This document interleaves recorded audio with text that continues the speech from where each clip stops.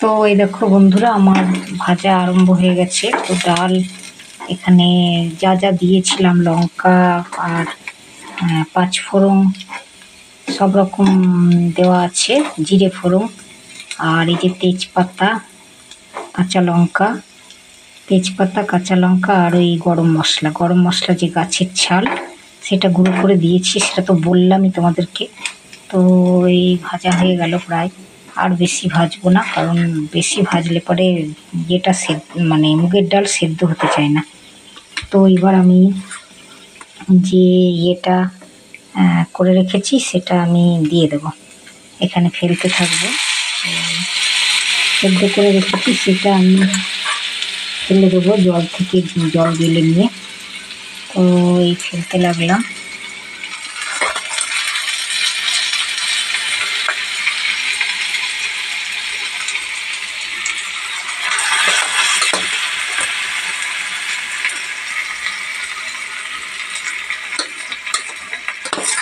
তো হলুদ দিইনি, এতে নুন দেওয়া আছে, কারণ নুন না দিলে সেদ্ধ হবে না বলে নুন দিয়েছিলাম। আর হলুদ দেব। তো হলুদ আর একটু নুন দেবো কিনা তাই ভাবছি, দেখি একটু নুন দিই, কারণ যদি কম মিষ্টি হয় তো নুন দিয়ে দিলাম আর একটু। আর এই মানে যদি কম নুন হয় তার জন্য একটু নুন দিয়ে দিলাম। আর এই যে আমার হলুদ পরিমাণ মতন দিয়ে দেব। তোমরা যে যেরকম পছন্দ করো হলুদ খেতে সেরকম দেবে। দিয়ে দিলাম রং করার জন্য। তো এখানে আমি কাশ্মীরি লঙ্কা ব্যবহার করতে পারতাম, কিন্তু আমি করিনি এই কারণে যে বেশি লঙ্কা গুঁড়ো আমার শরীরের পক্ষে ক্ষতিকারক, মানে সহ্য হয় না, ওই জন্য আমি লঙ্কা দিইনি, কাঁচা লঙ্কা দিয়েছি। তো যদি ঝাল না হয় তো আর দুটো কাঁচা লঙ্কা আমি দিয়ে দেব। আর মিষ্টি দিয়ে দেব। তো মিষ্টিটা এখন দেব না, নামাবার আগে মিষ্টি আর ঘি দিয়ে দেব।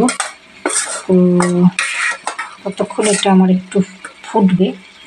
তো ডালটা সেদ্ধ হওয়ার জন্য ফুটবে। তো তারপরে তোমাদেরকে আবার আমি দেখাবো, আসছি। এই আমার দেওয়া হয়ে গেল সম্পূর্ণ। তো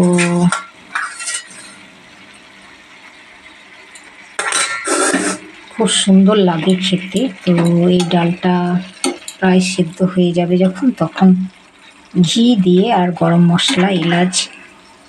মশলা দিয়ে, এলাচ দিতেও পারি না দিতেও পারি, কারণ এলাচটা দিলে মুগের ডালের যে একটা ভীষণ সুন্দর গন্ধ আছে সেই গন্ধটা নষ্ট হয়ে যায়, সেই জন্য এলাচ দেব না।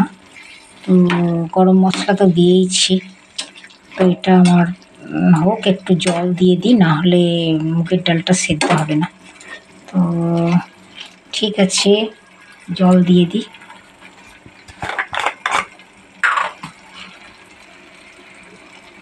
এই পরিমাণ মতন জল দিয়ে দিলাম।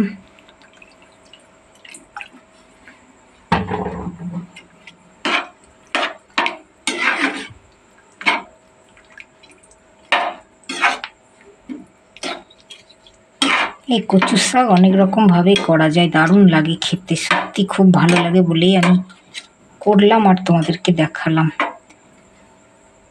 তো কোনো বাড়ির কোনো উপকরণ, মানে কোনো কিছুই লাগে না, বাড়ির কিছু সামগ্রী উপকরণ দিয়ে করলেই খেতে ভালো লাগে। আমরা জানতামই না আগে যে এত সুন্দর এইটা খেতে লাগে।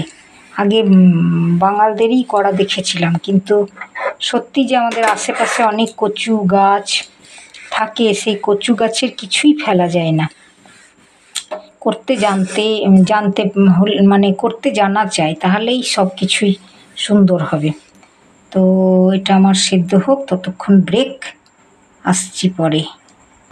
হ্যাঁ বন্ধুরা, দেখো আমার ফুটতে লেগেছে, কচুর শাকটা সেদ্ধ প্রায় হয়ে গেছে। তো ওপরে আমি আর একটু তেল দিয়ে দিয়েছি, তেল ছড়িয়ে দিয়েছি ওপরে, যাতে মানে গন্ধটা ভালো ওঠে। আর আরও দুটো কাঁচা লঙ্কা আমি বেশি দিলাম, ঝাল ঝাল হবে বলে।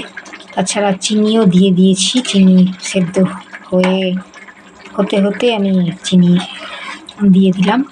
তো এবার আমি নামিয়ে ফেলবো। তো নামানোর আগে এই যে ঘি রেখেছি, এই ঘিটা দিয়ে দেবো। দিয়ে নামিয়ে ফেলবো। তো এই দেখো ঘিটা দিয়ে দিলাম।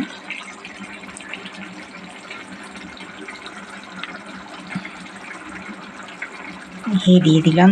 তো তোমরা ঘি না দিলেও অনেক সময় চলে, কিন্তু যদি থাকে তাহলে দেবে, আর যদি না থাকে তাহলে উপরে তেল ছড়িয়ে দিলেও হবে।